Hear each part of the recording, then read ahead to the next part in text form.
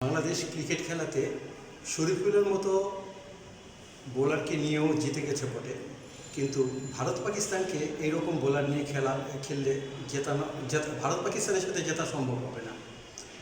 আপনি আপনার AK-47 ব্যাগে রেখে যদি লাঠি দিয়ে যুদ্ধ করতে যান, কোনোদিনই যুদ্ধে জয়ী হতে পারবেন না।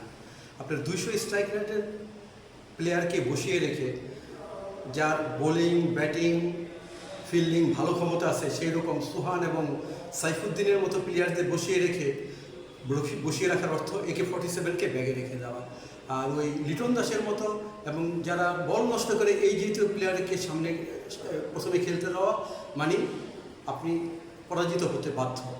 অতএব এই শক্ত দুই দলের বিরুদ্ধে প্রতিরোধ করতে চাইলে সোহানকে, সাইফুদ্দিনকে, সাইফকে, অনিককে যথাযথভাবে কাজে লাগাতে হবে। ম্যানেজমেন্ট যদি এটা ঠিকমতো বুঝতে পারে এবং তাদেরকে আগে ব্যাটিংয়ে পাঠাতে পারে, তাহলে বাংলাদেশের সম্ভাবনা আছে, নইলে সম্ভাবনা একেবারে শূন্যের কোঠায়। আশা করি সবাই বুঝবে।